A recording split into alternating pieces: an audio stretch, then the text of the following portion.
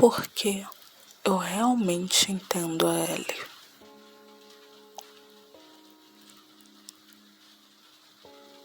Muitas pessoas falam mais sobre o Joel em relação ao The Last of Us. Na verdade, a maioria só fala nele, né? Joel isso, Joel aquilo, Joel pra lá, Joel pra cá. Mas poucas pessoas falam da Ellie. Até falam, mas na verdade no sentido de principalmente não falar da Ellie como uma pessoa com um transtorno de estresse pós-traumático. Dessa vez eu quero realmente falar sobre a Ellie como filha.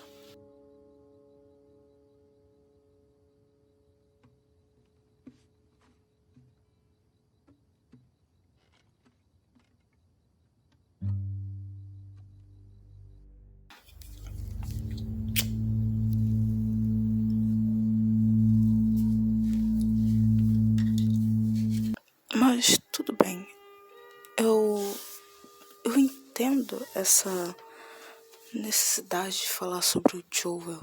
Na verdade, ele é um personagem amado por muitos, né? Por mim também. Eu amo esse personagem. E além disso, a carência de muitos de nós que não tiveram pais.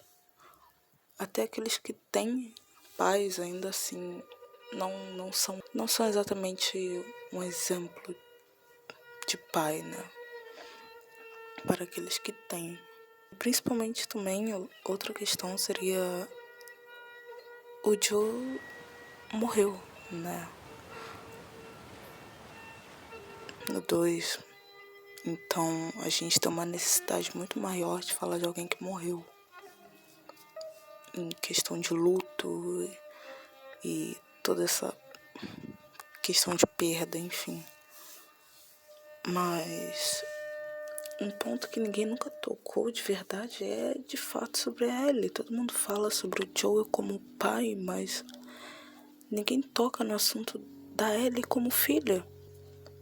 E eu, como filha, eu fico pensando nisso várias vezes e analisando The Last of Us e percebendo que ninguém fala sobre isso, sabe?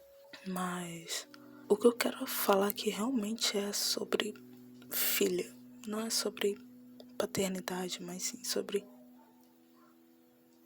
eu entendo a Ellie. Então, vamos lá, né?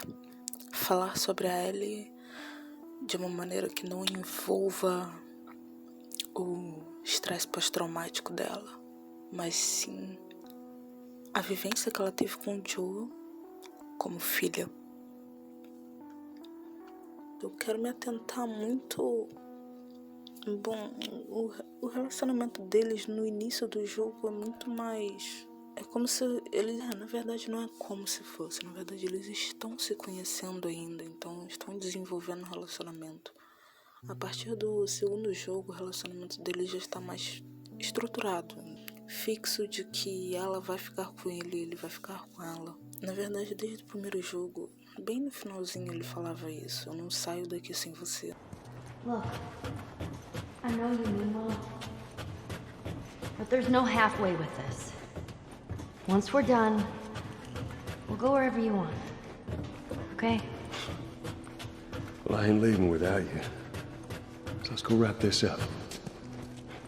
Então, já era algo mais como um contrato sem ser escrito, né? Mas que os dois sentiam de um para com o outro. Agora, no finalzinho do 1, todo mundo sabe, né? Que a Ellie não acreditou naquela mentira que ele contou. Ela sabia que ele estava mentindo, mas ela não bateu tão de frente assim como ela fez em Jackson, porque ela não queria forçar algo, ela queria que fosse uma escolha dele e não uma obrigação dele. Vocês entendem? Quando algumas coisas você não precisa dizer, sabe? Já é implícito, como um contrato social. Na verdade é um contrato social, sabe? Você não pode, sabe, fazer aquela pessoa escolher algo. Aquilo tem que ser escolha dela, sabe? E não algo que você induziu. Ela sabia que ele estava mentindo, mas ela queria ouvir da boca dele, dizendo, sabe? Ela queria que ele falasse pra ela toda a verdade, que ele chegasse e dissesse, olha só, eu menti, eu matei todo mundo pra proteger você, eu matei todo mundo pra que você vivesse. Mas, é óbvio, ele não fez isso. Então, o relacionamento deles no segundo jogo já começa meio estranho. Todo mundo percebe isso. A galera que jogou passou 7 anos esperando. E quando chegou no segundo jogo, depois de 7 anos esperando, o relacionamento deles estava um fiasco. Todo mundo pode culpar a adolescência, pré-adolescência e, sei lá, puberdade, talvez, não sei. Enfim, sei lá, não tem nada a ver, mas o pessoal pode julgar isso. Ou até, meu Deus, TPM que dura 2 anos, 3 anos, 4, mas tudo bem. O pessoal pode culpar o que quiser, mas no fundo eu entendo a Ellie como filha. I don't need your fucking help, Joel. O cara mentiu pra ela por 2 anos sobre uma coisa absurda. Tudo bem que foi para um bem menor, né, entre aspas, que foi para o bem dele e o bem dela, mas ainda assim, o fato não é o que ele fez, sabe, e sim a mentira. Quem sabe se ele tivesse contado pra ela em Jackson, quando eles voltaram pra cidade. Quem sabe se ele tivesse contado pra ela ali mesmo sobre o que aconteceu no hospital. Eles não tivessem, sei lá, tido um outro relacionamento no segundo jogo. Ou talvez, aí é que tá. E na cabeça do Joel, se ele tivesse contado, talvez ela teria ido embora ele mesmo. Aliás, ela já tinha fugido uma vez, poderia fugir outra. Mas agora a gente teve diversas cenas ao longo do The Last of Us Part 2 que a Ellie tenta confrontar ele de certa forma. No flashback do museu, por exemplo, logo no finalzinho a gente vê uma cena, uma pichação de Fireflies, né, dos vagalumes. Só que a pichação embaixo está escrito Liars, né, mentirosos. A gente sabe, a Naughty Dog ela sempre faz isso de deixar pistas, não dizer com palavras, mas deixarem um pouco implícito o que eles querem dizer com aquela cena. Diversas cenas dele com a Ellie que lembram a filha dele, Sarah. Ele toca no relógio. Nessa cena ele toca na cicatriz dela. A gente sabe o que significa essa cena. O que é engraçado nessa cena é que eu quero adentrar, que eu entendo a Ellie. Eu realmente entendo. Pelo fato de que o meu pai, muitas vezes, ele teve essa atitude que o Joel teve quando ele estava mentindo pra Ellie. Nesse momento, o Joel entra, obviamente, todo desesperado, achando que a Ellie estava em perigo. Mas a questão é que ele vê aquilo, ele ignora. Ele poderia enfrentar aquele momento, perguntar pra ela, o que você tá sentindo? Então, que idiotas, eles picharam isso aqui. Não, a única coisa que ele faz é, e obviamente se atentando aos detalhes das expressões faciais, que são sensacionais as atuações. A atuação do Troy Baker e da Ashley Johnson.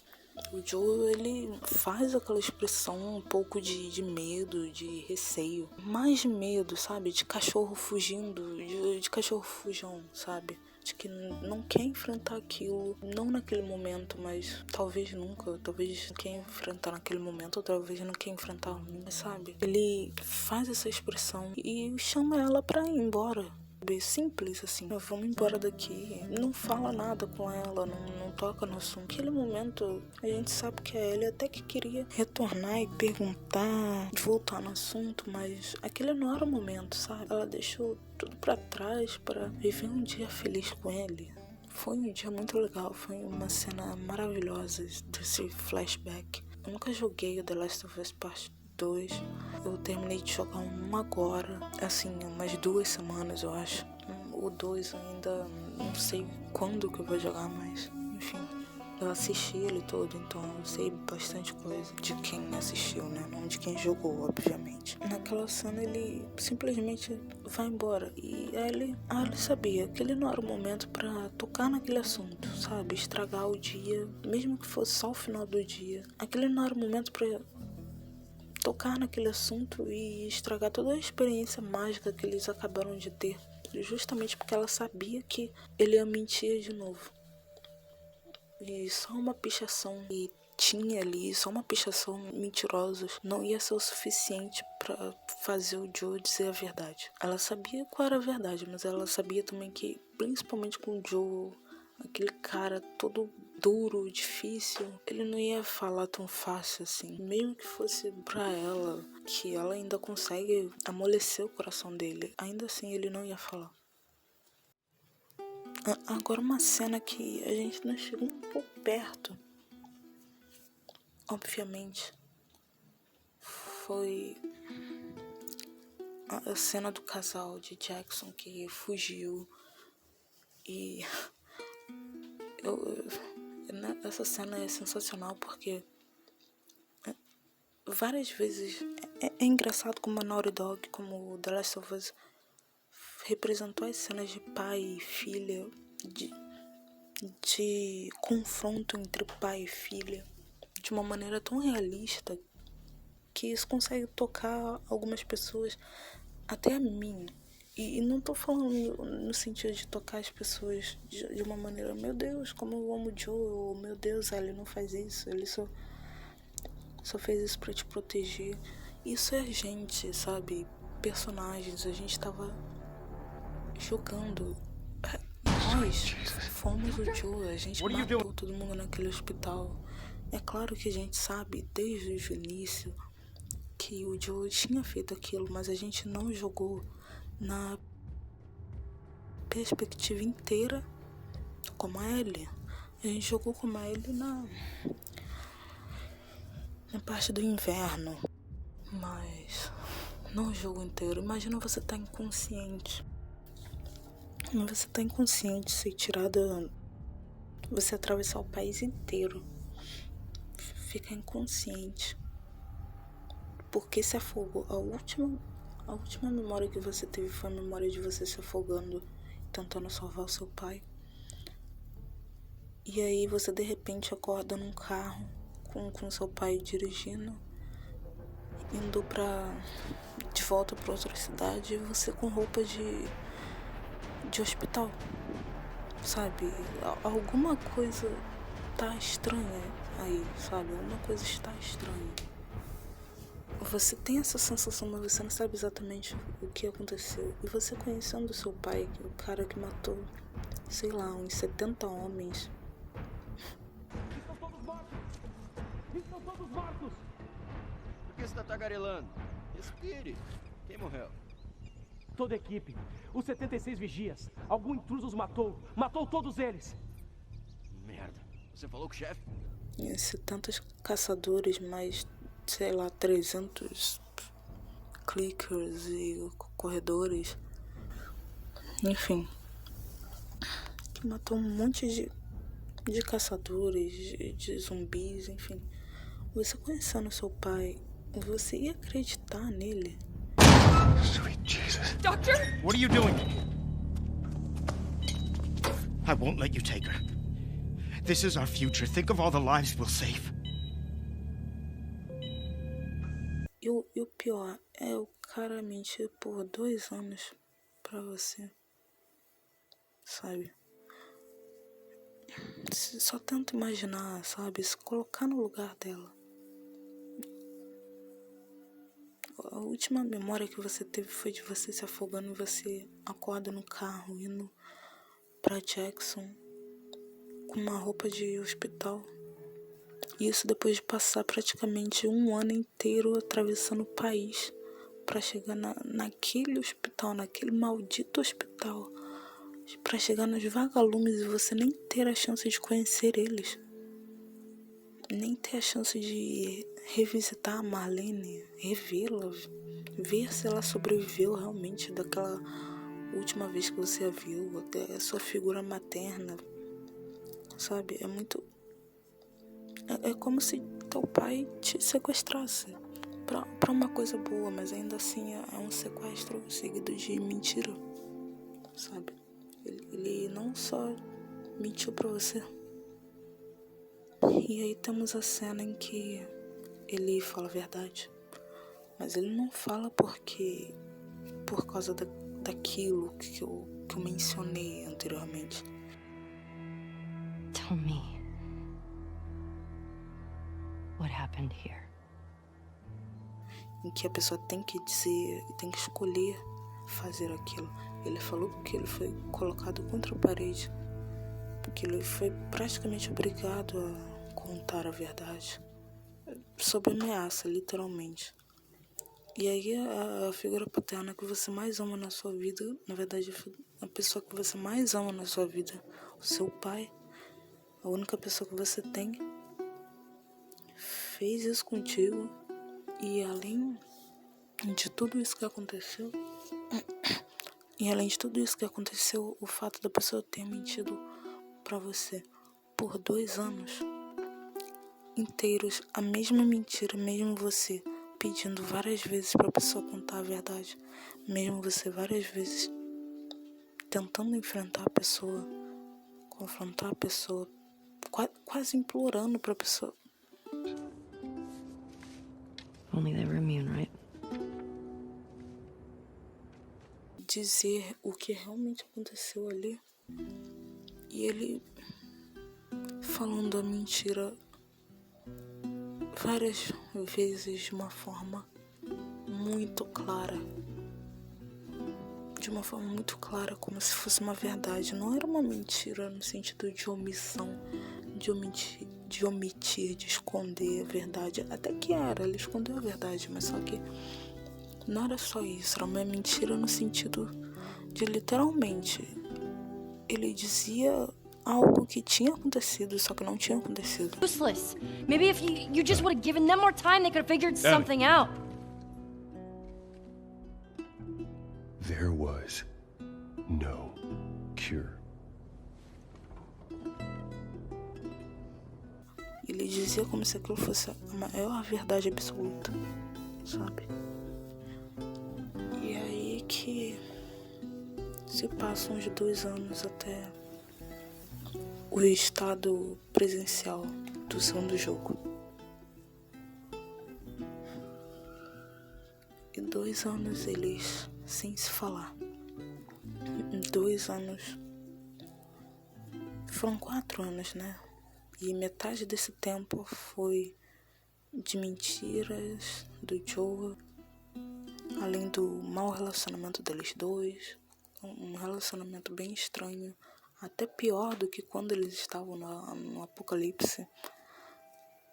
E a outra metade foi sem nenhum relacionamento.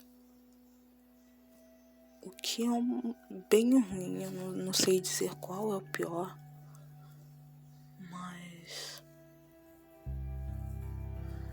é pesado, sabe? E muita gente, é que tá o ponto, fiz toda essa introdução e o ponto que eu queria chegar é esse.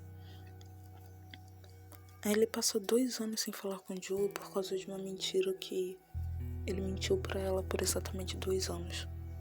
E um monte de gente defende o Joe e fala que a Ellie não... Embora todo mundo, até mesmo os que defendem ele, ainda assim falam que o Joe foi egoísta, a gente sabe que ele foi. Não tem muito como defender nesse sentido de que ele realmente foi egoísta, embora tenha sido por uma boa causa. Por mais que eu adoro ver esses dois, eu ainda acredito que ela passou o tempo necessário sem falar com ele. Ele passou 2 anos mentindo pra ela, e ela passou 2 anos mentindo pra ele. Sabe, não é igual a dor que ela sentiu de saber que ele tava mentindo pra ela. Tanto a dor que é tão igual a dor que ele sentiu de saber que ela não tava falando com ele. De qualquer forma, na verdade, os dois sentiram dor ao longo desses 4 anos. Eu tenho certeza que o Joe... Olha, não... Gente, qualquer pessoa normal sabe que não é saudável. Não só saudável, mas assim... A gente não se sente tão bem assim... mantendo uma mentira tão grande por um longo período de tempo. Uma hora o ser humano tem que falar. Mesmo que seja pra alguém, né? Todo mundo, assim... Nem que seja pra alguém em questão de contar uma fofoca ou contar um segredo seu pra alguém. O Joe, ele falou pro Tommy assim que ele chegou em Jackson, praticamente. Encontrou o violão e já tava falando pro Tommy, sabe? O próprio Joe falou pro Tommy. O Joe não se sentia bem em tá mentindo assim, justo pra ele, a pessoa que ele mais amava na vida dele. Era a filha dele. Eu tenho certeza que de certa forma ele se sentiu aliviado em falar a verdade. Mas ainda assim ele permaneceu mentindo até o último momento que ele conseguiu. E aí ele sabia daquilo. Imagina, sabe, isso. A pessoa mentir pra você constantemente. E você sabe que ela tá mentindo. E você coloca ela contra a parede, mesmo assim ela mente na sua cara, olhando nos seus olhos, jurando que aquilo é verdade. Por mais que ela seja a pessoa que você mais ama na sua vida, ainda assim não é fácil perdoar, e principalmente quando é pai e mãe, ou figura paterna e figura materna. Muita gente tem problema com os pais hoje em dia. Eu não entendo por que as pessoas não entenderam a Ellie. Quase todo mundo tem problema com os pais. Os pais hoje em dia é extremamente comum, sabe? Infelizmente, mas é extremamente comum. E a maioria fica falando que o Joe era isso e aquilo, como um excelente pai, um ótimo pai. Gente, o Joe, tudo bem, ele é um personagem, mas ainda assim ele é humano. Ele não foi um excelente pai. Tudo bem que ele protegeu ela e ia proteger com tudo que pudesse, dando a sua vida por ela. Ele literalmente fez isso. Mas a questão é, se fosse na vida real, se fosse o seu pai, você teria feito diferente do que a Ellie fez, sabe? Não adianta você apontar o dedo pra ela, julgar ela, dizer que a atitude dela foi errada porque tudo que o Joe fez foi proteger ela. Foi um relacionamento construído na base da mentira. O relacionamento deles no primeiro jogo foi construído na base de se conhecer, algo mais sincero, mais simples, na base do estou aprendendo a gostar de você, sabe? No 2 não, foi construído na base da mentira. O relacionamento deles já tinha sido construído, mas aquela mentira, nossa.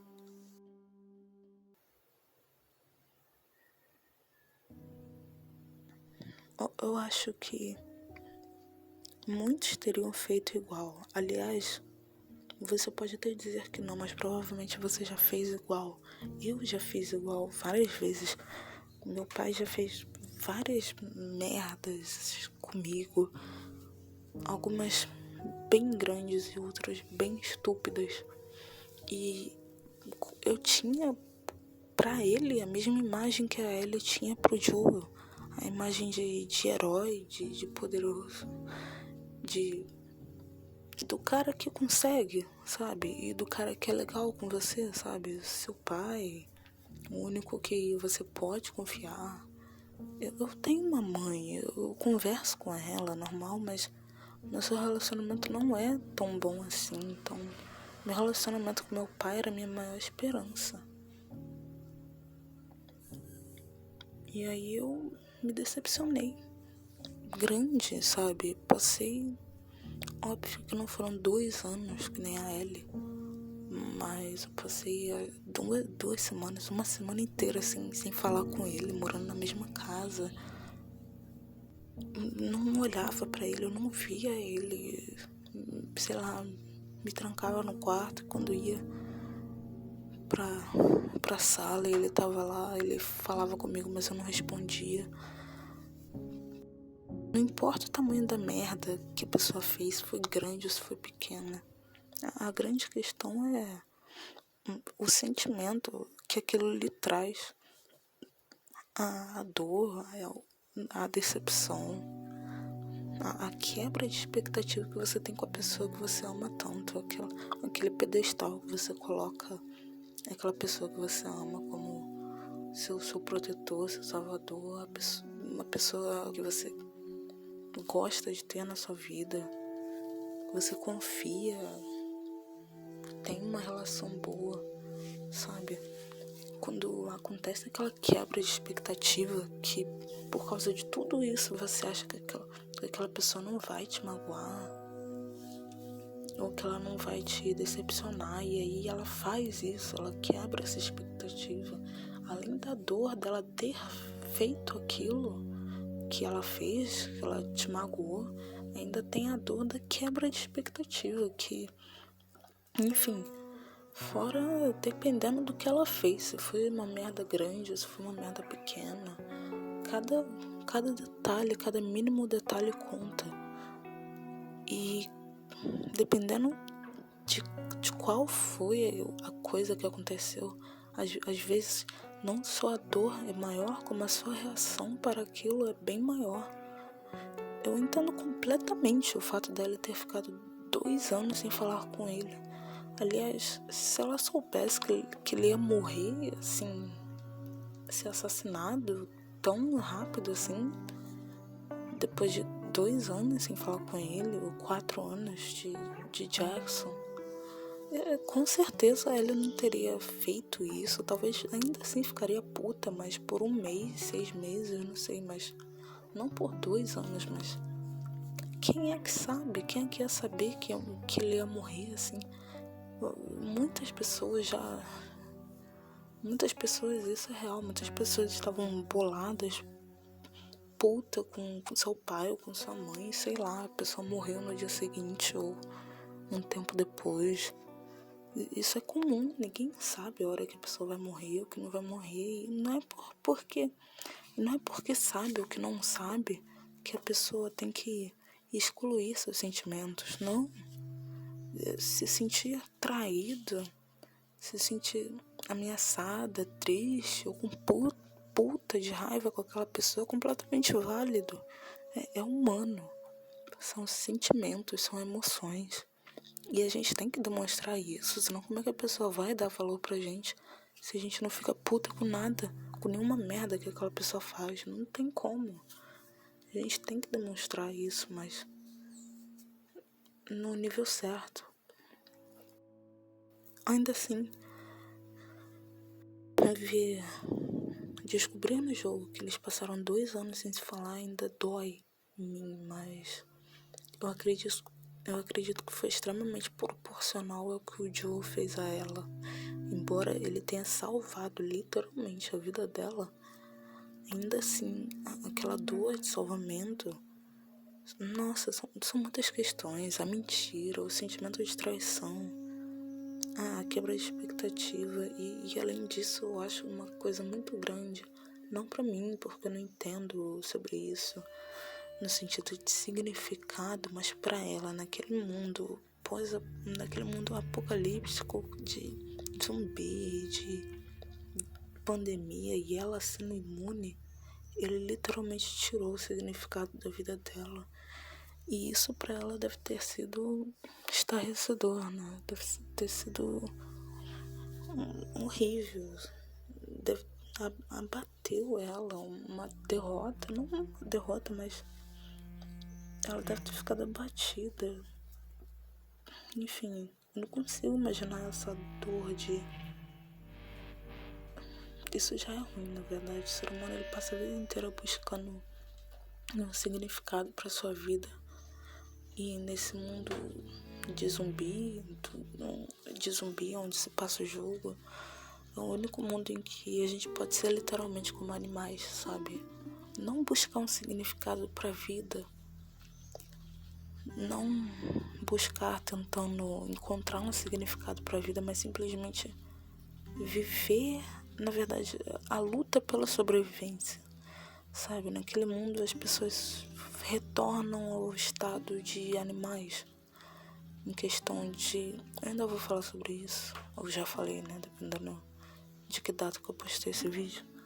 Mas assim, ali é só a luta pela sobrevivência. Então as pessoas vivem como animais novamente. Retornamos ao estado de animais, tentando sobreviver a cada segundo. E a Ellie, ela teve uma oportunidade de voltar a ser humana, que foi quando a vida dela realmente tinha um sentido. E o sentido é a única coisa mais humana que existe. Uma das únicas, né? Porque só o ser humano fica o tempo inteiro buscando sentido pra vida.